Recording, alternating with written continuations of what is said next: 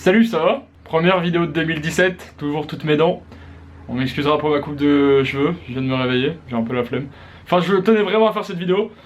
Tu vois, commencer 2017 sur un bon pied, faire un truc productif de ma vie, quoi. Alors aujourd'hui, je vais vous parler de mes 10 films préférés. Alors faites attention, il y a une différence entre top 10 et mes 10 films préférés. Je pense pas qu'un top 10 soit objectif. En fait, là, je vais juste parler de mes 10 films préférés. On va commencer directement en 10ème place. Casino de Martin Scorsese. Alors c'est un film qui est assez long. Je me souviens que la première fois que je l'ai vu, je me suis un peu ennuyé pendant la première heure. Je crois que c'est une heure et demie de mise en place de l'histoire. Et au final c'est bon, c'est My Man Robert De Niro qui joue si tu veux. Donc forcément je me laisse aller dans le film, rentrer dans le film à cœur entier. Et puis c'est donc il incarne le rôle d'un nouveau dirigeant de casino. Et il doit faire plein de magouilles. Et puis c'est comme pas mal de films de Scorsese, c'est des films de gang un peu, de mafia, etc. Je vous le recommande très vivement, c'est un très très bon film de mafia. Il y a dans le même genre, vous pouvez comparer avec Les Affranchis aussi, je pense, c'est mes deux films de mafia gang préférés de Scorsese. Et c'est vraiment du régal. Bon, il dure 3 heures, mais 3 heures de plaisir quoi. Hein. En 9ème place, mon pote, on a un film, c'est le sang, tu vois. C'est Les Parapluies de Cherbourg, qui est un film qui est sorti en 1964, réalisé par Jacques Demy, le Deus. Alors là, ça va faire polémique car c'est pas une comédie musicale, c'est un film musical. Notez bien la différence, un film musical est entièrement en musique du début à la fin. Il n'y a pas une phrase qui est prononcée en parlant, c'est que du chant, du début à la putain de fin, mon pote. Et les musiques sont faites par Michel Legrand ou Leblanc.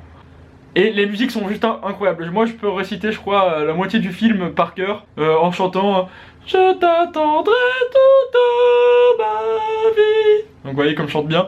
Mais comme c'est pour Catherine Deneuve avec Gary, comment il s'appelle? Non, Nino Castelnuovo, qui est maintenant une égérie d'une huile d'olive en Italie, je crois. Enfin, je vous recommande, surtout si vous êtes intéressé par le film de Damien Chazelle qui sort bientôt, là, donc le réalisateur de Whiplash. C'est très grandement inspiré des films de Jacques Demy. Et je vous recommande franchement de le voir. Les Parapluies de Cherbourg, un classique, un des plus grands films français de tous les temps. De loin. En 8ème, on a un film encore français, comme quoi, il y a pas mal de films français, vous allez voir. Un film français réalisé par Jacques Audiard. Jacques Audiard qui est un scénariste, réalisateur très connu, et qui a gagné soit la Palme d'Or, soit le Grand Prix du jury du Festival de Cannes, pour le film Un Prophète, avec Tahar Rahim, qui est un acteur que je connaissais pas à l'époque, puis on m'a parlé de ce film en fait à plusieurs reprises. J'en ai entendu parler quand j'étais en première, en seconde. Donc le cinéma n'était pas encore défini comme ma vocation ou ma passion, etc. C'est l'histoire d'un mec qui se retrouve en prison, puis il essaie de survivre à la prison, puis de sortir. Ça parle de vie en prison, en dehors de la prison, pendant les permanences. Pendant les permissions. C'est plutôt des permissions qu'on dit. Et c'est un jeu d'acteur qui est vraiment incroyable. Tahar Rahim est d'une justesse légendaire dans ce film. J'ai regardé pas mal de ses autres films, je pense que c'est son meilleur rôle. Je vous le recommande vivement. Une 8ème position très bien méritée pour Jacques Audiard, qui a viré, jusqu'hier j'ai fait une mise à jour de mon top 10, qui a viré Ex Machina. Le top 6, encore un film français, mais qui le cru putain. Et là c'est un film classique. J'ai mis celui-ci, même si c'est pas mon préféré de Jean-Pierre Jeunet, qui à mes yeux a une œuvre très large, très diversifiée, très dense. Mais j'ai mis celui-ci parce que c'est peut-être celui-là où on découvre le plus l'arsenal en fait qu'il a, cette manière de faire passer des idées, un univers à lui. C'est Le Fabuleux Destin d'Amélie Poulain, avec Mathieu Kassovitz, Audrey Tautou, et même Jamel Debbouze, on va pas s'en priver. Non, c'est vraiment un film qui est excellent, je pense que vous connaissez tous très bien l'histoire. C'est l'histoire d'une jeune fille qui est assez lunaire, je crois que le mot juste c'est lunaire, et qui cherche un peu l'amour, et tout ça avec une poésie. L'image est jaune mais c'est la patte de Jean-Pierre Jeunet, avec un humour décalé, limite de l'absurde, des personnages, des grandes gueules, enfin des gueules, surtout pas des grandes gueules. C'est un petit bijou. En 6ème place, on retourne sur mon poteau Martin Scorsese, pour un genre qu'il maîtrise pas trop. On pourrait croire que Martin Scorsese c'est le drame, le policier, le gang, le mafieux, voilà. Et là, il nous propose une comédie avec La Valse des Pantins, qui est un bijou mon pote. Je l'ai acheté à l'exposition de Scorsese, la rétrospective qu'il y avait sur Martin Scorsese à Paris, début 2016, ouais, c'est ça. Et je l'ai acheté en Blu-ray, bon j'ai payé 20 € quand même, mais ça valait le coup parce que c'est un film incroyable. C'est une comédie, en gros c'est l'histoire d'un mec qui veut devenir célèbre à tout prix, un peu comme Jerry Lewis qui était un ancien présentateur de talk show, qui joue d'ailleurs dans le film, il joue son propre rôle de Jerry Lewis.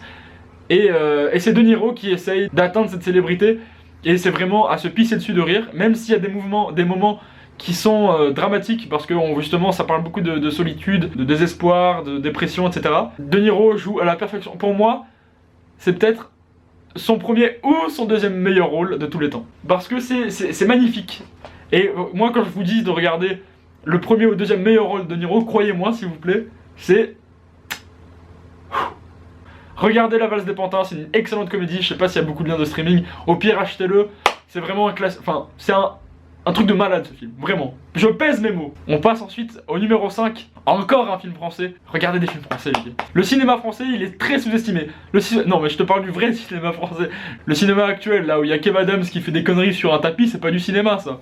Moi je te parle du vrai cinéma français. Jacques Tati, mon oncle, 5ème place. Boum.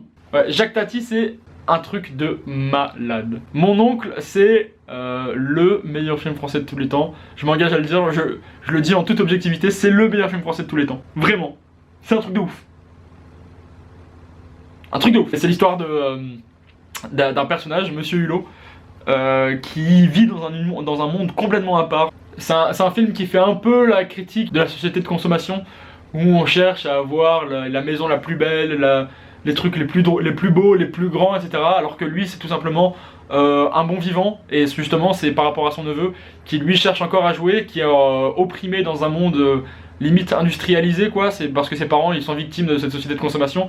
Et lui, il veut cet esprit d'enfant. Et grâce à son oncle, il peut exprimer sa créativité, des trucs comme ça. C'est très drôle, c'est très poétique, les musiques sont géniales, la musique est hyper connue, je pense que vous la connaissez tous. Jacques Tati, mon oncle, 5ème place, largement mérité.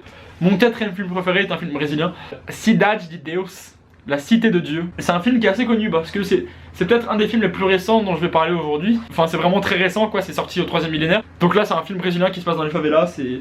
Cidade de Deus, c'est l'histoire d'un gosse qui va devenir photographe.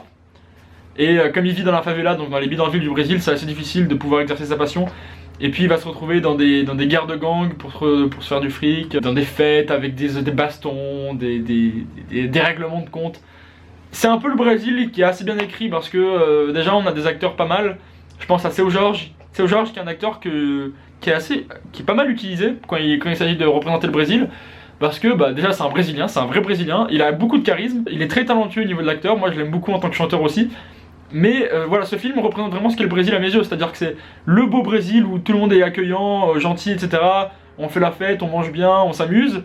Et ça fait le contrepoint sur la favela, le bidonville, la misère, l'insécurité, la violence. Justement, ça donne les deux visions du Brésil qui sont très intéressantes et c'est ça que j'aime bien. Dans le même genre, il y a Rio, ouais, même si c'est un dessin animé, ce film fait très bien ça aussi. C'est pour ça qu'il arrive en 4ème position. J'aimerais mettre un point spécial sur le montage de Cidade de Deus, de la Cité de Dieu, pardon. Le montage est vraiment génial. La scène d'ouverture avec le poulet qui s'en va, c'est monté d'une manière avec la musique, avec le rythme, etc. C'est big up. Big up le Brésil.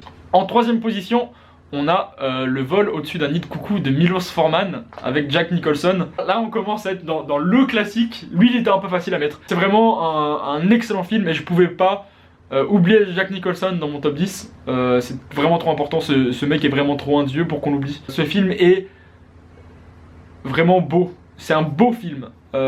Triste mais beau. C'est l'histoire d'un mec qui se retrouve en hôpital psychiatrique pour une raison qu'il ignore à peu près.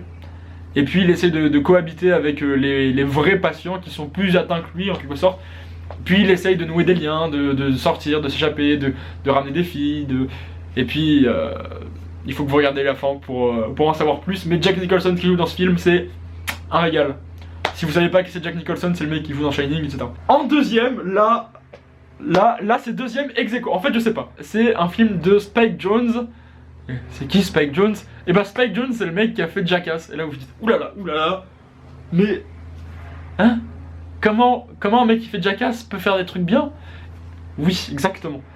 Her, c'est le film qui m'a le plus marqué du monde. Ouais, je rigole pas. Joaquin Phoenix, lui aussi j'étais obligé de parler de lui. Donc il est dans Gladiator aussi, dans Walk the Line, dans Inherent Vice. Cet acteur, c'est un putain de dieu. Et il y a tellement de choses qui sont parfaites dans ce film. L'histoire est parfaite, donc ça parle de l'amour avec l'essor de la nouvelle technologie. Si on peut tomber amoureux d'une intelligence artificielle. Ça parle de solitude, ça parle d'amour, de dépression, de rupture. La lumière est juste magnifique. Elle est faite par Hoyte von Hoytema. Alors je connais le nom par cœur parce que vraiment ce film je le kiffe de ouf, tu vois. C'est Hoyte van Hoytema, donc qu'on va retrouver sur Dunkirk, le nouveau film de Christopher Nolan qui sort bientôt. Donc on va se taper des images de... Vous voyez le mec, il a fait Her et Christopher Nolan il lui dit viens on va faire des trucs ensemble. Non, la musique est faite par Arcade Fire. La voix de l'intelligence artificielle c'est Scarlett Johansson. Je disais il y a un moment où on attend la perfection au niveau cinématographique. L'émotion est pure, c'est l'humain, on apporte de son vécu parce qu'on a un peu tous vécu ça. C'est un sujet d'actualité, le jeu d'acteur est nickel, les musiques sont oufissimes, les lumières sont d'un incroyable. Je peux rien dire en fait, il faut regarder ce film pour y croire. Je vous jure, même si je vous dis que c'est un film d'amour, bah sans déconner, regardez-le et vous m'en direz des nouvelles. S'il y a un film à chaque fois qu'on me dit t'aurais pas un film à me conseiller qui fasse pas trop vieux ou pas trop triste, je me dis Her mais 1000 fois. Et combien de fois on est revenu me voir en mode ah ouais c'est chaud, hey. Non voilà, non, enfin Her 10 sur 10, peut-être ex aequo avec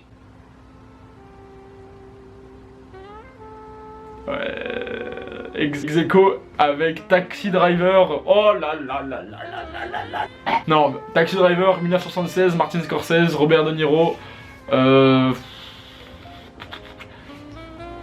Musique composée par Bernard Herrmann, le compositeur attitré de Alfred Hitchcock. Là aussi c'est pareil, je l'aime pas vraiment pour les mêmes raisons, mais c'est un film qui est juste complet pour moi. On a une histoire qui est incroyable, c'est un ancien vétéran du Vietnam qui a des troubles post-stress, je sais pas quoi. En gros, il a été traumatisé par l'expérience de guerre et du coup, il sait plus trop quoi faire. Il arrive dans un New York qui le dégoûte, en fait, il vit dans un New York qui le dégoûte, qui est souillé par la racaille, qui trouve sale, etc. Et lui, pour occuper ses nuits dans lesquelles il n'arrive plus à dormir, il décide de devenir conducteur de taxi, chauffeur de taxi.